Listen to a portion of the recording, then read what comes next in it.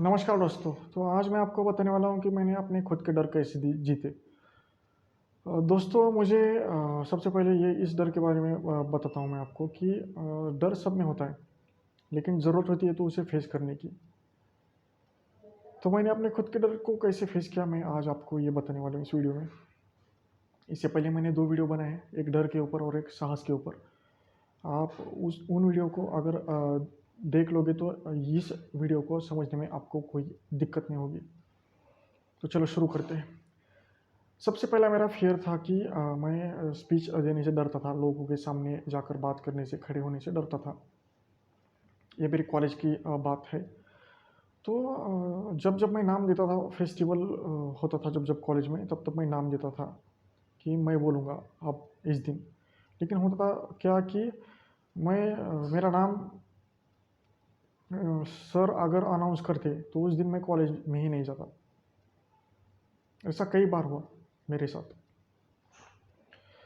तो फिर मैंने ये डिसाइड किया कि अब इस डर का मैं क्या करूँ। मुझे बहुत ही बुरा फीलिंग हो रहा था उस वक़्त।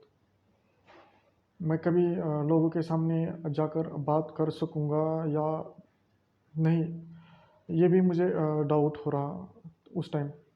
क्योंकि मैं नाम तो दे देता था फेस्टिवल में, लेकिन जिस दिन वो फेस्टिवल की डेट होती और जब नाम अनाउंस होता, तो उस टाइम को मैं स्टेज के सामने जाकर बात नहीं कर पाता था।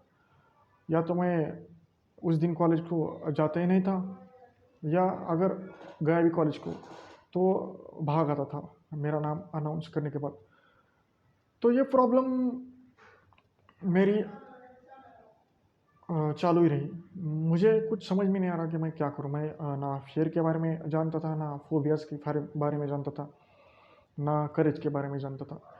जैसे स्टूडेंट की लाइफ़ होती है, वैसे ही। तो मैं भी रोज़ का कॉलेज जाता और वो घर वापस आता। लेकिन मेरे दोस्त मुझसे पूछने लगे कि तू क्यों नहीं बात नहीं कर पाता? हम सारे बात करते हैं, तू नहीं कर पाता।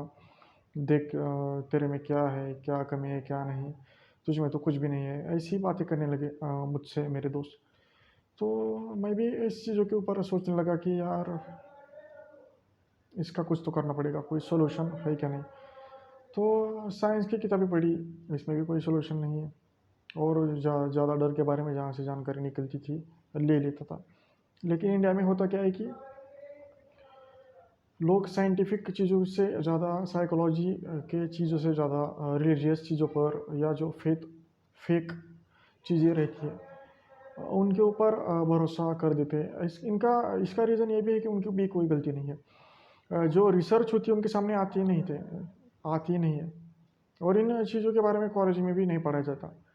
कॉलेज में सिलेबस के बाहर का कुछ भी नहीं पढ़ाया जाता।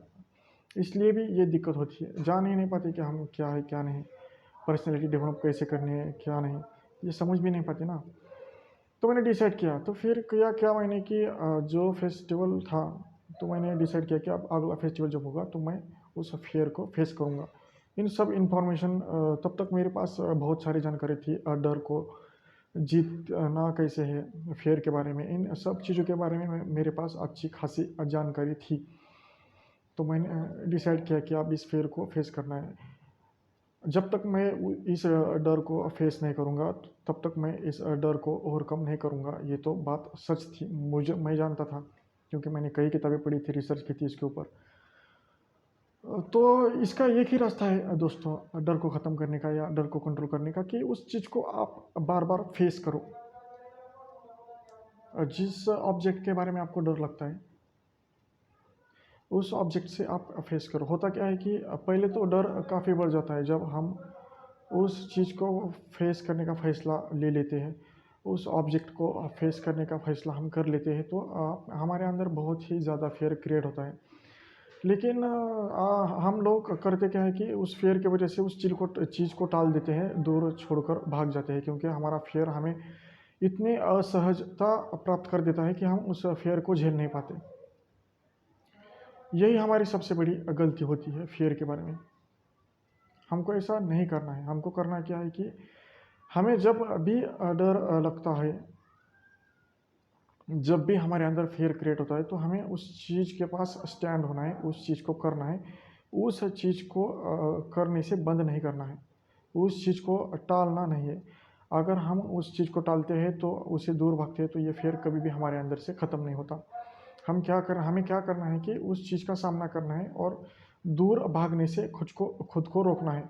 और अगर हम दूर भागने से रोककर उस फ़ियर को फ़ेस करते हैं, फ़ेस करने के बारे में डिसीज़न लेते हैं, तो होता क्या है कि एक मात्रा एक कंडीशन ये आ जाती है कि अपने आप डर कम होना शुरू कर देता है। लेकिन हम उस चांस का उस डर को ख़त्म करने का मौका ही नहीं देते खुद को। जैसे डर हमारे अंदर बढ़ जाता है तो हम उस चीज़ को छोड़कर भाग जाते हैं। तो इसकी वजह से हमारे अंदर प्रॉब्लम क्रिएट हो जाता है, हमारा फियर कभी भी ख़त्म नहीं होता। तो हमें उस चीज़ पर स्टैंड रहना है, उस चीज़ को बार बार करना है, उस ऑब्जेक्ट को बार बार फेस करना है। पहले मुझे डर लगा, मेरे हाथ में मेरा नाम अनाउंस कर दिया सर ने, मैं डरते डरते ही खड़ा हो गया। ऐसी चीज़ नहीं थी कि मेरे अंदर डर नहीं था, लेकिन मैंने उस चीज़ को फेस करने के बारे में सोचा था और डिसीजन ले लिया था कि उस चीज़ को मैं फेस करूँगा। तो मैं क्या करता कि माइक लेने जैसे ही जाता तो मेरे अंदर बहुत ही फियर क्रिएट होता। मेरे हाथ पैर थर थर रहने लगते, मेरी हार्ट बीट्स अपने आप बढ़ती और इतना असहजता मेरे अंदर आ जाती थी कि ऐसी कंडीशन में तो मेरे बहुत ही बैड फीलिंग को एक्सपीरियंस किया। फिर भी मैंने उस डर को टाला नहीं, माइक वैसे ही सर से हाथ से लिया, सर ने मेरे हाथ में माइक दिया और जितनी भी मेरी स्पीच थी उस दिन मैंने बोल डाली, उस स्पीच को दे दिया।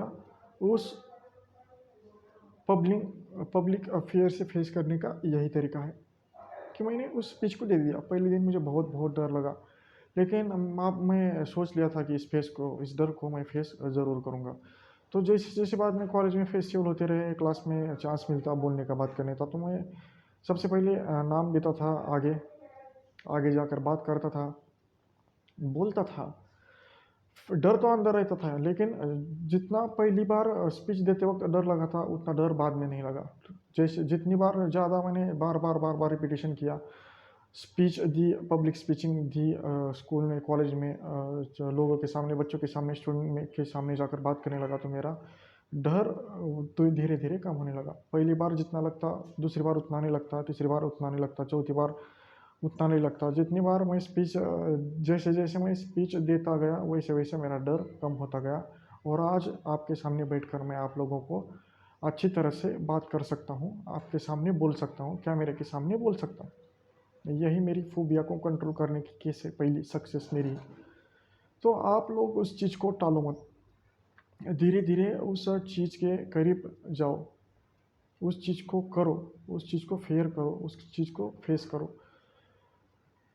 डर तो आपके अंदर रहेगा ही, लेकिन उस डर को फेस करने का काम हमारा है, ये सोच लीजिए।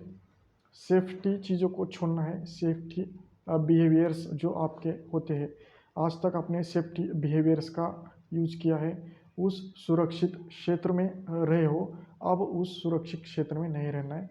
अपना जो कंफर्ट जोन रहता है उसे छोड़ना है।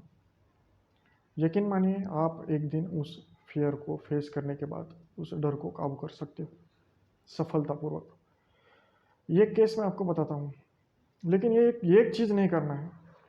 जैसे आपका डर खत्म होता है तो उस चीज़ को नहीं छोड़ना है कि चलो अब मेरा डर खत्म हो गया, अब मुझे उस एक्सपेरिमेंट करने की, उनके ऊपर कार्य करने की कोई ज़रूरत नहीं है। ऐसा बिल्कुल भी मत सोचिए, वरना कुछ दिनों बाद ये डर आपके अंदर फिर से चला आएगा। डर को वापस अंदर आने के रास्ते मत खोलिए खुद के हाथ से। आपका फियर अगर ख़त्म होता है 5-6 महीने बाद, 1 साल बाद, जैसे जैसे आप रोज़ 1 घंटा, 1.5 घंटे, हफ्ते में 1-2 दिन इस काम को करते रहते हो, तो आप अपने फियर को कंट्रोल करते हो। आपको इसको वक्त देना है। होता यह है कि कई केसेस में जल्दी फियर ख़त्म होता है 1 बार या 2 बार में, कई केसेस में 2 या 4 बार में, कई केसेस में 10-12 बार में। ऐसे ही हफ्ते में करते रहना है प्रैक्टिस, एक्सरसाइज रोज़। तो ये चीज़ मत करना है कि उस चीज़ को नहीं छोड़ना है। ये आपके दिनचर्या का, आपके हफ्ते में जब 1-2 घंटे आप इसको दोगे तो इसे ऐसे ही कायम रखना है। इसको ना कम करना है ना ज़्यादा करना है। फेयर को फेस करने में एक और चीज़ ध्यान में रखिए, उसका टाइम बढ़ाना है। और मैंने भी ऐसे ही किया और आज मैं पब्लिक स्पीकिंग दे सकता हूँ। मैंने कॉलेज में कैसे स्पीकिंग दी डर जीतने के बाद, मैं इसका वीडियो इस चैनल पर डाल दूंगा, आप वो देख लीजिए। मेरा पहला डर जो है, मैंने इसके बारे में आपको बताया, पब्लिक स्पीकिंग का डर मैंने कैसे ख़त्म किया। अगली वीडियो में ये बताऊंगा मैं आपको कि मैंने तैरने का डर कैसे दूर किया, और इसका एविडेंस भी मैं आपको दे दूंगा। तो ये चीज़ें करनी है। जैसे जैसे फेयर के ऊपर मेरी रिसर्च बढ़ती जाएगी, मैं आपको इन्फॉर्मेशन देता जाऊंगा, और इन वीडियोस से आप अपने ज़िंदगी में सुधार लाओ। इतना ही ये वीडियो बनाने का मेरा पर्पज़ था। तो वीडियो अच्छी लगती है तो इसे लाइक कीजिए और इस चैनल को सब्सक्राइब कीजिए। और अगर इस वीडियो से रिलेटेड कोई क्वेश्चन हो तो कमेंट्स बॉक्स में मुझसे क्वेश्चन पूछ सकते हैं, मैं ज़रूर आपको 100% इसका जवाब दूंगा। धन्यवाद।